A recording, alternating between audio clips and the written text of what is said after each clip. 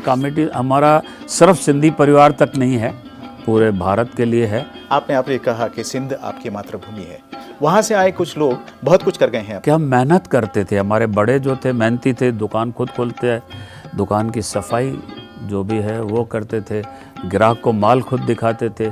हमारे सिंधी में कहते हैं थोड़े खटे घनी बरकत। नमस्कार, मैं श्रीराम शिंदे विश्व शांति दर्शन में आप सबका स्वागत करता हूं एक विशेष कार्यक्रम में जिसका नाम है कोशिश और कामयाबी। इस खास कार्यक्रम में मेरे साथ हैं डॉक्टर राम जोहरानी, जो कि सहयोग फाउंडेशन के चेयरमैन हैं, सामाजिक कार्यकर्ता, अनेक सामाजिक कार्यों से जुड़े हुए। 1985 से लेकर सहयोग फाउंडेशन द्वारा उन्होंने कई सामाजिक कार्य किए हैं, संस्कृति, कला और राष्ट्रीय एकात्मकता को लेकर। आज हम उनसे बात करेंगे, उनकी कहानी को जानेंगे। सुनते हैं उनकी कहानी, उनकी जुबानी। नमस्कार डॉक्टर राम जोहरानी। नमस्कार सर। नमस्कार। आपका स्वागत है विश्व शांति दर्शन में। मैं आपसे पूछूंगा कि इतने सारे कार्यक्रम, इतने सारा कार्य, कहाँ से शक्ति और प्रेरणा मिलती है? सर, आपके सवाल के जवाब के पहले मैं आप लोगों का शुक्रिया मानना चाहूँगा कि विश्व शांति दर्शन और उनके फाउंडर जो है हमारे विश्वनाथ कराड़ साहब और इंचार्ज इस चैनल के जो है मिस्टर मुकेश शर्मा जी, जिन्होंने इस बात का एहसास किया कि सिंधी कम्युनिटी को भी हमें सबके सामने लाना चाहिए। और आज आप एक नए प्रोग्राम की शुरुआत कर रहे हैं, कोशिश और कामयाबी। सर, आपने जो सवाल पूछा कि ये कहाँ से शुरू किया, सहयोग फाउंडेशन 1985 में हम लोग जब स्कूली लाइफ में थे, कॉलेज लाइफ में थे, वहाँ से एक अंदर एक आग थी कि कुछ समाज ने जो हमें दिया है उसमें लौटाना चाहिए। हमने कुछ दोस्तों को मिलके और एक सहयोग फाउंडेशन की नींव रखी 1985 में। सबसे पहले हमने बहुत ही थोड़े गरीबों में कुछ बिस्तरे बांटे, गरीबों में कुछ बर्तन बांटे, या वहाँ उल्लासनगर में जो हमारे एल्डर्स होम थे वहाँ पे जाके उनकी ज़रूरतें पूरी करने की कोशिश की। स्कूलों में लोग बच्चों को हमने ड्रेसेस वगैरह दी, किताब दिए, पेन। और एक शांति नगर है वहाँ पे उल्लासनगर में, अच्छा, जहाँ पे लगभग 20-25 विडोज रहती थी, अबव 70 साल से भी ऊपर। ये कब की बात है? 1985 की बात कर रहा हूँ, जब ये शुरू हुआ था सहयोग फाउंडेशन। तो वहाँ देखा कि वो जहाँ रह रही है वो एक ही रूम था जिसमें इतने लोग रह रहे हैं, और उनको खाने के लिए और बाकी जो भी नहाने के लिए ये वो जगह बहुत कम थी। जो मटका पड़ा हुआ था वो 10 दिन से नहीं धोया होगा, बर्तन बरोबर नहीं थे। तो सबसे पहले हमने ये सोचा कि इन लेडीज़ को हमें सब वो साधन देने चाहिए जो एक नॉर्मल इंसान को मिलने चाहिए। वहाँ से हमने शुरू किया और फिर धीरे धीरे ये कारवां बनता गया और लोग जुड़ते गए। 5-6 लोग जो हमने मिल के इसका एक ख्वाब देखा था, उसमें काफ़ी लोग जुड़े। और जैसे जैसे जुड़ते गए फिर ये सुझाव आया कि अभी ऐसे लोगों को सम्मान भी करना चाहिए जो लोग समाज के लिए कुछ कर रहे हैं, अपनी जीवन जो है समय निकाल के। क्योंकि हर इंसान की एक अपनी नज़रिया जो है अपने तरफ उनके जीने का अलग अलग होता है। कुछ इंसान जो है वो अपने एक बिजनेस में नाम कमाना चाहते हैं, शोहरत कमाना चाहते हैं। कुछ है अपने परिवार को पूरी कायनात समझ लेते हैं कि यही मेरी पूरी दुनिया है। कुछ लोग ऐसे हैं जो नाम कमाने के लिए पूरे दुनिया में दूसरा, तीसरा, चौथा नंबर नाम हो, वो सभी कुछ काम करते हैं। बट इस सभी में कुछ ऐसे भी है जो अपने घर परिवार से और अपने धंधे व्यापार से, इंडस्ट्री से निभाते हुए समाज के लिए कुछ करते हैं। तो हमें उन लोगों को चुनना था। लेकिन ये सब करते हुए मैं आपसे ये पूछूंगा कि ज़्यादातर लक्ष्य केंद्रित रहा है सिंधी समाज के ऊपर। नहीं, क्यों? नहीं, मैं आपको सिंधी समाज के ऊपर नहीं है, हमारा सहयोग फाउंडेशन फॉर ऑल कम्युनिटीज़ है। अच्छा, मैं वही आपके बताना चाहता था कि जब हमने इस चीज़ को सोचा तो हमने 18 कमेटीज़ बनाई, 18 कमेटीज़ थी कि वो 18 कमेटी के जो हेड रहेंगे, जो चेयरमैन रहेंगे उस कमेटी के, उन्हीं के ऊपर डिसीजन का पूरा दारोमदार रहेगा। हमने स्पोर्ट्स कमेटी बनाई कि एक स्पोर्ट्स में हमें किसी को आगे लाना है, तो उसके लिए पहले जो था सुनील गावस्कर जी हमारे उस कमेटी के चेयरमैन थे। उसके बाद कपिल देव बने, उसके बाद अजीत वाडेकर। तो इस तरह से वो सिलसिला चला। उसके हमने मेडिकल कमेटी बनाई जिसके अध्यक्ष जो बने डॉक्टर BK गोयल साहब थे। अच्छा। उसके बाद नीतू मान के, मतलब वही लेखा पाठक जी, इस तरह से हमने 18 कमेटीज बनाई। म्यूजिक की कमेटी थी, अपाहिजों के लिए सुधा चंद्रन जो खुद अपाहिज है वो, और एजुकेशन कमेटी आज जो बिजनेस इंडिया के मालिक है अशोक आडवाणी जी, वो चेयरपर्सन है। इसके साथ हमने थोड़ा सा, जैसे कहते हैं ना कि आपको शुगर कोटेड काम करना है लोगों को जोड़ने के लिए, तो हमने फिल्म अवार्ड्स भी शुरू किया। अच्छा। और फिल्म अवार्ड्स के लिए हमारे जो चेयरपर्सन थे सिलेक्शन कमेटी के, वो देव साहब थे। देवानंद और मेरे काफ़ी अच्छे ताल्लुकात रहे, और वो हिसाब से तो ये कमेटी हमारा सिर्फ सिंधी परिवार तक नहीं है, पूरे भारत के लिए है। और उसी बात को दोहराते हुए एक फंक्शन में सुनील दत्त साहब ने भी कहा था कि जब कभी सहयोग फाउंडेशन इस टाइप के प्रोग्राम करती है तो वो सिर्फ मुंबई या महाराष्ट्र को केंद्र नहीं करती है, पूरे विश्व, पूरे अच्छा विश्व का भी है कि हमने बाहर से भी लोगों को बुलाया। अच्छा। लंदन से, USA से, आपके सिंगापुर से, हांगकांग से, दुबई से, इवन सिंध से जो हमारी मातृभूमि है वहाँ से भी आए। तो हम सभी के लिए ये जो भी हम कर सकते हैं अपनी शक्ति के हिसाब से उतना करते हैं सर। आपने कहा कि सिंध आपकी मातृभूमि है, वहाँ से आए कुछ लोग बहुत कुछ कर गए हैं अपने ज़िंदगी में यहाँ पर भारत में आने के बाद। सर सबसे पहले मैं आपको इस चीज़ का एहसास दिलाऊंगा कि जब आज़ादी की शुरुआत भी सिंध के भूमि से हुई थी 1853 के आसपास, और मियामी की जंग में ऑफ कोर्स हमने हारा था, बट वहाँ से ये शुरू हुआ था आज़ादी की। और जितने वहाँ पे हम सिंधी रहते थे, सिंधी हिंदू मुस्लिम दोनों थे, उनका वही उफक की तरफ, ऊपर आसमान की तरफ निगाह होती थी कि कब आज़ादी का सूरज आएगा। बिल्कुल। आज़ादी का सूरज यकीनन आया हमारी कुर्बानियों के हिसाब से, बट सिंधियों को एक अलग से दिशा मिली।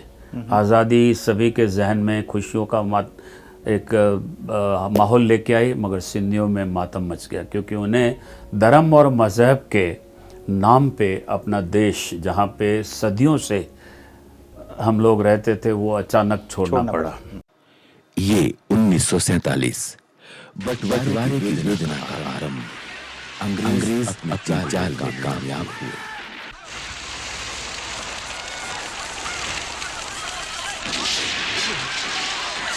अच्छा खासा देश दो देश बट गया।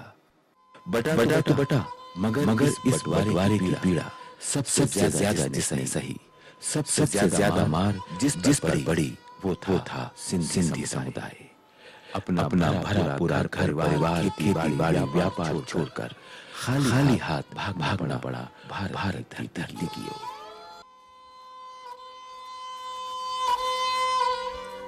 और ये भी कह सकते हैं कि एक जो मोहन के दड़ों की सभ्यता है, जिस सभ्यता ने, जिस सिंध ने पूरी दुनिया को सभ्यता की राह दिखाई, वो सभ्यता के वारिस जो है वो बेघर हो गए। और एक खुला आसमान था, अजनबी ज़मीन थी, हमें आके अपना आशियाना वहाँ बनाना था। यहाँ तक कि गांधी जी के असहयोग आंदोलन में सिंधियों ने जी जान से जो भाग लिया, सिर्फ उस पर ही महाराष्ट्र सरकार के गैजेट डिपार्टमेंट बॉम्बे ने 175 पृष्ठ की पुस्तक प्रकाशित की। धूप छांव से गुजरते लोगों के चेहरों पर अपना वतन छोड़ने का दर्द, यात्रा में अनजानी दिशाओं का डर, कहाँ जाएंगे। साहस के साथ काम लिया और एक जहाज सवार होकर पहुंचे मुंबई। नया देश, नई फजा, नया माहौल। महाराष्ट्र के अलग शहरों में पहुंचे ये लोग, और अधिकांश सिंधी पहुंचे कल्याण कैंप, जो आज उल्लासनगर के नाम से जाना जाता है। जी सर, ऐसे नहीं है, सभी सिंधी उल्लासनगर में नहीं आए। अच्छा। उस वक्त की जो सरकार थी उन्होंने 96 कॉलोनीज को ली। अच्छा। जैसे आप पूना में पिंपरी, ये है, बिलासपुर में अलग, एक रायपुर में बिलासपुर है, ऐसे 96 कॉलोनीज थी। अच्छा। कोल्हापुर में गांधीनगर है। तो उसमें से एक उल्लासनगर था जहाँ पे मेरे बड़े जो आए थे, मेरे जो पूजे थे, वो आके उल्लासनगर में ठहरे, और काफ़ी ऐसे लोग थे जो उल्लासनगर में आए। और मैं ये भी आपको यहाँ बताना चाहूँगा कि उल्लासनगर उस वक्त उसका नाम जो था कल्याण कैंप था। अच्छा। बाद में राजगोपाल आचार्य ने उनका नाम जो है चेंज करा के उल्लासनगर, क्योंकि उल्लास नदी वहाँ से निकलती है। बिल्कुल। तो वो जिस हाल में हमें रखा गया, वो जो बैरक्स थी वो मिलिट्री जो नीचे का क्लास है, जो उनके वर्कर्स है, उनके लिए थी। अच्छा। ऐसे एक एक बैरक के अंदर हमने कर्टन लगा दिए, जूट के कर्टन, जो ये गोनियाँ आती है, और 2-2 3-3 फैमिली रहने लगी। और काफ़ी जंगल था, ये जानवर घूमते थे, 2 ही ज़्यादा देखने को मिलते थे, एक तो सुअर और एक कुत्ते। और कुत्ते ऐसे थे कि कई लोगों उनके शिकार हुए, उनको काटते थे, और उनके लिए एक ही हॉस्पिटल थी 3 नंबर में, सेंट्रल हॉस्पिटल बोलते थे, जहाँ सिर्फ पेट में 14 इंजेक्शन लगाने के लिए लोग जाते थे। ये है पुराना सेंट्रल हॉस्पिटल, जहाँ उस वक्त जान बीमारियों का निदान होता था, जो आज एक पुलिस थाना है। तो ऐसे माहौल से हम अगर पीछे मुड़ के देखते हैं ना, कि उस टाइम से हमारे बड़ों ने काफ़ी कष्ट देखे, काफ़ी कष्ट देखे सर। लेकिन उन्हीं की कोशिश से कामयाबी मिली है सर। वो अपने साथ अपनी ईमानदारी, हिम्मत और औरचाई और अपना इल्म, अकल, ये ले आए थे। सही बात। मैं एक छोटी सी कहानी यहाँ जो काफ़ी लोगों ने सुनी भी होगी, कि हम लोग बहुत कम प्रॉफिट पे भी काम करते थे। बराबर। ऐसे कि रोटी रोज़ी कमानी है, तो एक अनाज की दुकान थी, वो सिंधी बंदे ने देखा कि वो 10 रुपये किलो बेच रहा है, तो उनसे कहा, भाई अगर मैं 10 बोरी आपसे ले लूं तो आप कुछ कम करेंगे? बोले नहीं, कम नहीं होगा, आप 1 लो, खुला लो, जो भी है। तो उसने बोला, अच्छा मुझे 10 बोरी दे दीजिए, पैसे मैं शाम को दूंगा। अच्छा। बोले ठीक है। वो 10 बोरियां ले गया, 20 फीट 25 फीट दूर जाके अपना दुकान जमा दी, 10 रुपये किलो का 10 रुपये किलो सेल करने लगा। अच्छा। तो दुकानदार ने बोला, यार मेरे से 10 रुपये में ले गया है, और 10 रुपये का 10 रुपये में कैसे सेल कर रहा है? शाम हुई, वो उसको पैसे देने आया, तो उसने पूछा, भाई आपने जो रेट मेरे से लिया, मेहनत तुमने अलग की और उसी रेट में बेचा, तो क्या बचा तुम्हें? बोले सर हमें ये 10 बोरी बची है, इसका 10 रुपया दीजिए, मेरा आज का खाना चल जाएगा। क्या बात है। तो हम लोगों ने वो भी तकलीफ़ें देखी है सर। तो वहाँ से धीरे धीरे बिजनेस के, क्योंकि हमारे ब्लड में थी, धंधा व्यापार करना था। इवन उल्लासनगर में हमने छोटे छोटे दुकान जो खोले, उसमें क्या था कि हम मेहनत करते थे। हमारे बड़े जो थे मेहनती थे, दुकान खुद खोलते हैं, दुकान की सफाई जो भी है वो करते थे, ग्राहक को माल खुद दिखाते थे, माल जो है वो खुद बांधते थे और खुद डिलीवरी करने को जाते थे। और इस वजह से ऐसे भी एक माहौल आया कि लोग बोलने लगे कि शायद उल्लासनगर में डुप्लीकेट माल बनता है। क्योंकि हम सस्ते भाव में बेचते थे। क्योंकि मेहनत खुद करते थे, खर्चा कुछ कम था। तो जो हमें चाहिए, हमारे सिंधी में कहते हैं थोड़े खटे घनी बरकत, कम प्रॉफिट में भी आपको सब कुछ मिलेगा। तो फिर एक दौर ऐसा आया जब ये बोलने लगे, तो मैंने मिस्टर मुकेश शर्मा जी का ऑफ कोर्स मुझे बहुत सपोर्ट मिला। हमने एक डॉक्यूमेंट्री बनाई जिसका नाम था Ulhasnagar success story of Sindhis, जिसमें हमने ये सब चीज़ें दिखाई कि ये उल्लासनगर वो है जहाँ पे सुई से लेके हेलीकॉप्टर के पार्ट्स भी बनते, बट हम लेबर खुद करते हैं, लेबर सस्ता है, इसके लिए हम सस्ता देते हैं, बाकी हमारे पास डुप्लीकेट कुछ नहीं है। क्या बात है। इतिहास के इन्हीं पन्नों से हम कुछ ऐसे शख्स चुनेंगे जिन्होंने अपनी कोशिश से कामयाबी तक पहुँचे हैं, और यही इस कार्यक्रम का कारण है, यही इस कार्यक्रम का ज़िल्म है कि हम कोशिश और कामयाबी, ऐसे लोग डॉक्टर राम जोरानी के मदद से, उनके सहयोग से हमारे सामने विश्व शांति दर्शन के इस खास कार्यक्रम से हम उनसे मिलेंगे। तो मिलते हैं अगली कड़ी में, कोशिश और कामयाबी। धन्यवाद।